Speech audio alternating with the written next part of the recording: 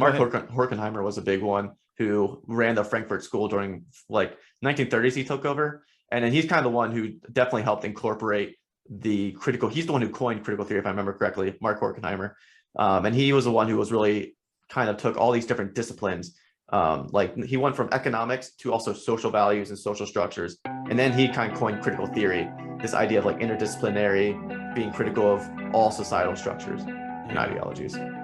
It doesn't surprise me that most of them are godless people.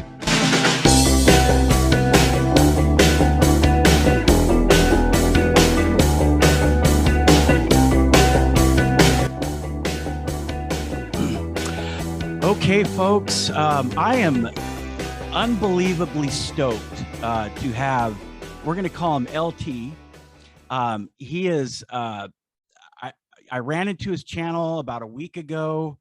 It sucks you in. It's intriguing. It's amazing. It's all of those things. And LT, how are you today? Doing good. I'm doing good. If it looks like I'm looking to the left and then to the center, because my camera's here, but your screen's right fine. here. But I have to practice looking into the camera myself because I have a habit of looking down at your face on the screen. So don't worry about that. Okay, let's start off. I think I'm stoked, not just because of what we're about to talk about, and I'll introduce that in a minute, but tell us a little bit about your channel and how long you've been on and what you do. Yeah, so my channel is called LT World, which is basically just short for Light the World. It also happens to be my pen name and kind of name I go by. But yeah, the channel's called LT World. And basically what I do is I just explore different religions. I explore different cultures and ideologies and belief systems. So I can range from like anything like Islam to like Hinduism to whatever. And it can also include philosophies like critical theory and stuff like that. Right. So I just delve into a lot of different topics. The channel's been around since January this year. I started it. So it's been a little over half a year old. I graduated from college just a couple months ago. So. Oh, what was is this your major or master's? I majored in two things. So I have a bachelor's degree in business administration and I also have a bachelor's degree in economics. Oh, wow. I just happen to be a nerd. So I read a lot and study a lot of other stuff. Hey, geeks are in, man. They've been in for like about 15 years at least. It's a good thing. Yeah. So that's how I found your channel, because there's another one called, I don't know if you saw it. It was Hello Saints. I never heard of it. He's not a member of the church, and you're not a member of the church, right? I'm not part of the Latter-day. Yeah, I don't think we Saint. shared that. He is not a Latter-day Saint. Either it was the other guy, and he goes and he explores the church, and not in a bad way, in a good way. So it's not confrontational or anything. And I don't find anything that you're doing confrontational. But the reason I try found not to be. Right. And I found you because you were exploring the temple. Mm-hmm. And you were what's the word I could use? It was serene, and it was nice the way that you presented it. And I appreciate that in a world of chaos and name calling and slandering and slamming and all that stuff. Mm-hmm. It's a breath of fresh air to see people like you. And I appreciate that. So the name of the channel is Light the World, and guys, go check it out. All right. Well, the name of the channel is technically LT World. My podcast is Light the World, though. Oh, I'm sorry. LT World. Yeah, it's interesting because the YouTube channel is called LT World, but then I have a podcast called Light the World. So if you would look up Light the World on like Spotify, you would find a podcast. Perfect. And send me the links, and I'll put the links in the descriptions. Sounds good. For YouTube. Okay, we are going to see if we can. Oh man, this is like an onion. This subject. We're not going religious today, folks. We're going to talk about, and I've talked about this with someone else. His name's Greg Mattson. I don't know if you're familiar with him, but he talks a lot about critical theory. Mm-hmm. That's what we're going to talk about. And also CRT. But we're going to delve more into critical theory like itself, right? And not so much see critical race theory. Yeah, I mean, critical race theory just sort of branches off from critical theory around during the social justice movements in America. But yeah, critical Okay. theory is the base root of it. So let me start off by asking you this. What the heck is critical theory? And how do the words critical theory end up being about class, gender, or race? Yeah, I mean, critical theory sort of just descends from Marxism because some of the founders of critical theory were heavily inspired by Marxism. They also were inspired by other thinkers like Freud and Darwin and stuff like that. But Marxism definitely plays a big part into it. And critical theory, in a real nutshell, to really summarize it, because obviously there's a lot of material out there on the topic that would go in much more detail. But to really summarize it, it's a way to view the world. Basically, all knowledge is considered socially constructed, and we view the world through a social lens. And so critical theory would assert that anything that I learn, I'm learning through a filter of ideologies and belief systems. And the goal of critical theory is to be self-critical of ideologies, to tear down ideologies in society, basically pull them apart and look at them and reveal how they create oppressions and create injustice in different cultures. Okay, that's interesting because I don't I think I'm kind of smart. I don't think I'm the smartest guy in the world by far, but that's where I was having a problem trying to figure out where the words critical theory end up being about uh class warfare. And Well, like what do the words critical and theory have to do with it? I mean, the whole idea by from what I read and what I understand is they're being critical of social structures. So, so class, for instance, is a social structure. You have the rich class, the poor class, the working class. These are social structures and ways we structure society, which in technicality, especially if you're a critical theorist, doesn't necessarily need to be structured that way. You could structure it differently. For instance, in a theoretical world, you could have a world without any sort of economic class dispersion, that everyone's the same. So that would be kind of why it's applied to you're being critical of the current state of things. But is that why it kind of plays in with a lot of the leftist views and maybe even liberal views? Because it goes back, like you said, to Freud, Sigmund Freud, maybe even Karl Marx. Right? It definitely goes back to Karl Marx. I mean, the founder, so Felix Wheel was the original supporter, financial supporter. He was a wealthy man. The original financial supporter for the Frankfurt School, which was then run by people who were inspired and were Marxists, for lack of a better term. So Karl Marx definitely played a big role in it because Karl Marx established kind of the groundwork for critical theory.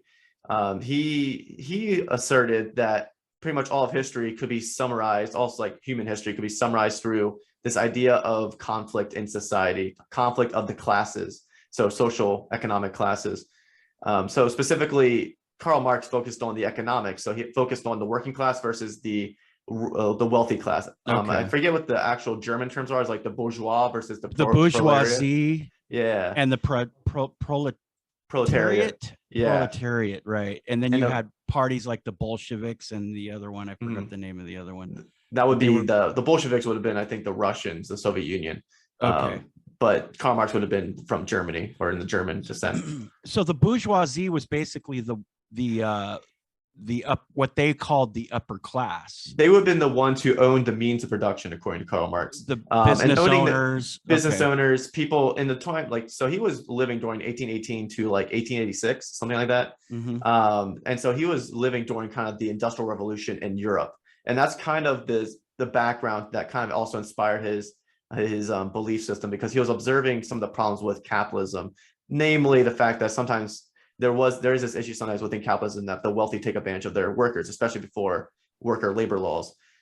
So there was some merit to the fact of like employees getting taken advantage of, but then he built a whole philosophy around it, if that makes sense. Yeah, it does. And that's what we call Marxism. So today they're calling it neo-Marxism, I believe, because like critical race theory is neo-Marxism because it's not classical Marxism, because classical Marxism, as you just described, is a class thing and not so much between sexual orientation and or Yeah, race. because Marxism just focused on like the economical side of things. Because Right.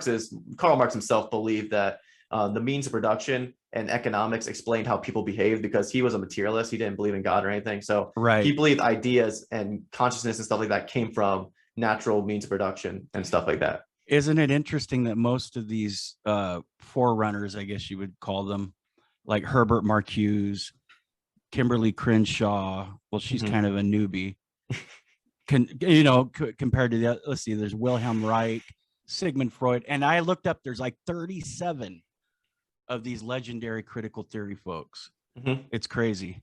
Yeah, And they all, go ahead. Horkheimer was a big one who ran the Frankfurt School during like 1930s. He took over, and then he's kind of the one who definitely helped incorporate the critical. He's the one who coined critical theory, if I remember correctly, Mark Horkheimer, and he was the one who was really kind of took all these different disciplines. Like he went from economics to also social values and social structures, and then he kind of coined critical theory, this idea of like interdisciplinary, being critical of all societal structures and ideologies. It doesn't surprise me that most of them are godless people, that they don't believe in God. A lot of them, like almost all of them, right, are By what I atheists. understood, most of them were atheists and naturalists. Yeah. I mean, Sigmund Freud and Karl Marx, those two definitely were, for sure. Mark Horkheimer Right. and them, I think, were as well. So you know who Jordan Peterson is, right? I am aware of him. I don't listen to him too much now. Okay. Well, he said basically how it operates. You've got human relationships should be fundamentally understood in terms of power dynamics, which differentiates groups into oppressors and the oppressed.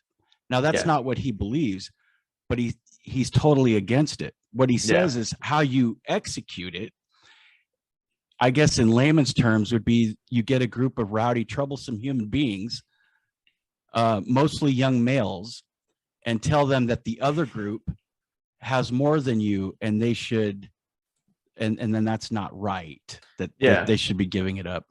So in essence, the bourgeoisie, it's the higher, it's a upper class getting, or what we would call the elites, I guess.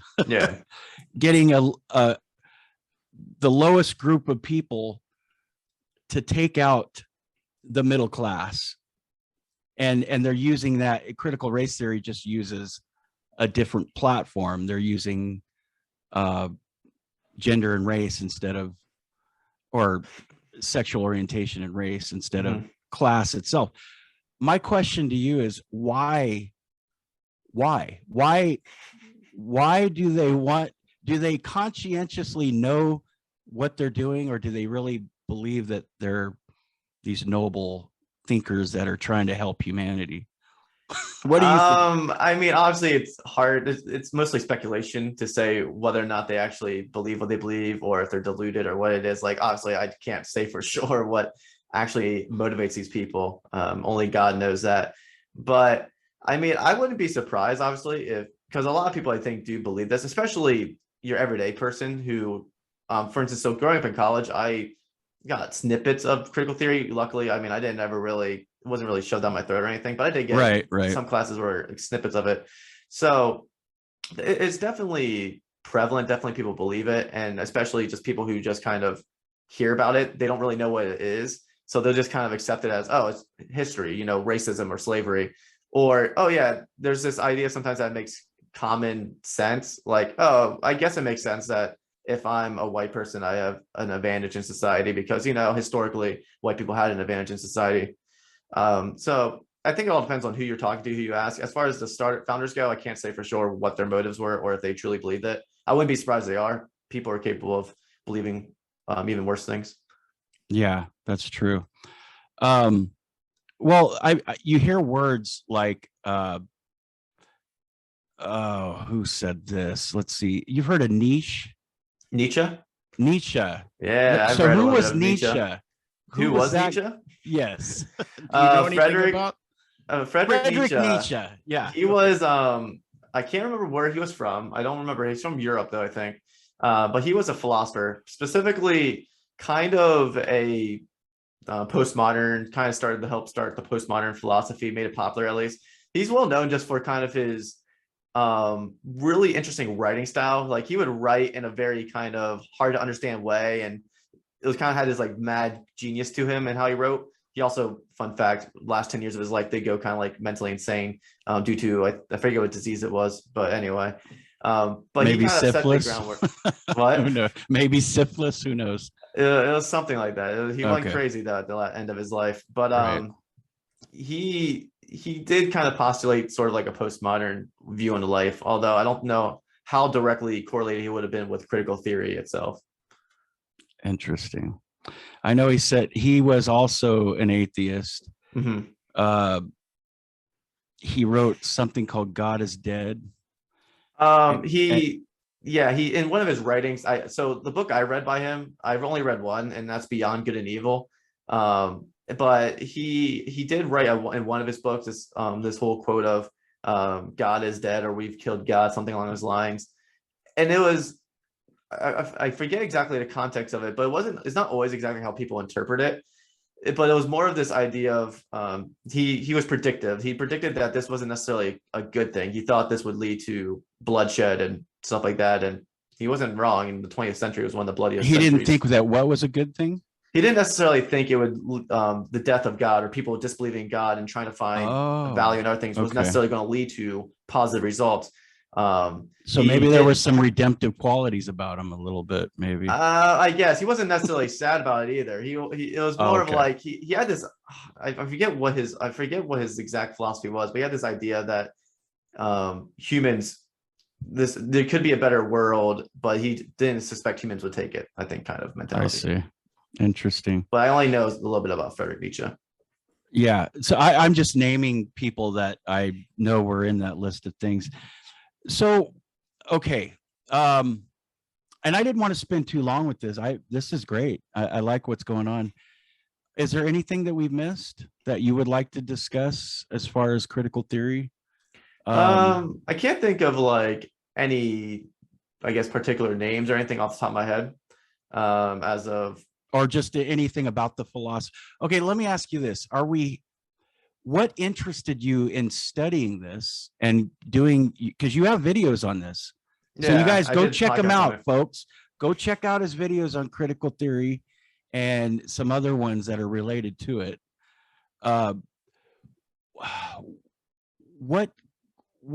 Something sparked within you to delve into this.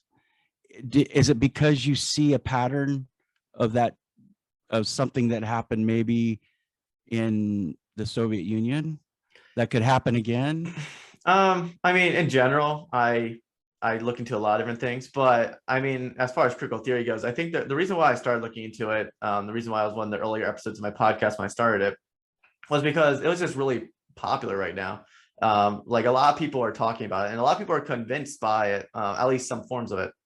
So if you look around you, if you look at media specifically, mass media and TV and social media, critical theory stuff is everywhere. It has its fingers in everything with gender theory, with critical race theory, with even this general idea of that capitalism in itself isn't necessarily it's evil or something like that. There's even this general idea that, how America's structured is fundamentally completely corrupted.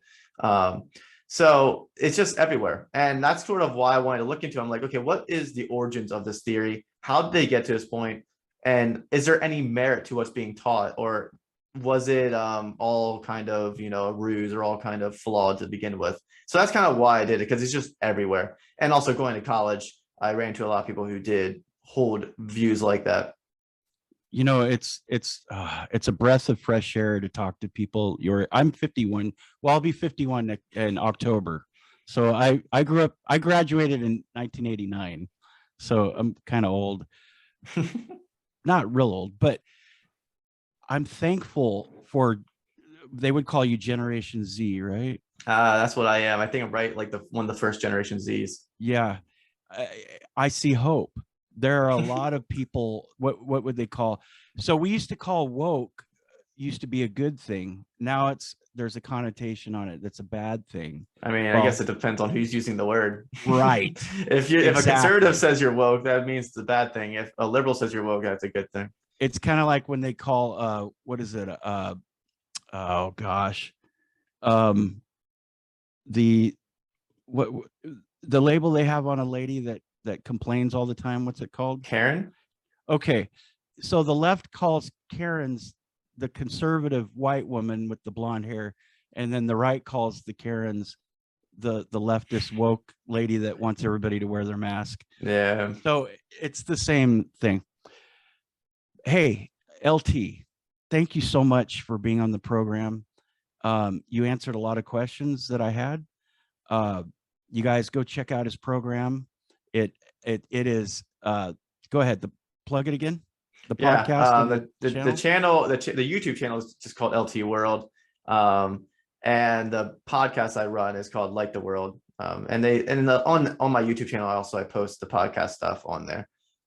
But yeah, so awesome. That's just kind of the stuff I do. Thank you so much, and I do have hope for the future. If there's a lot of folks like you, and I think there are, I think you have colleagues.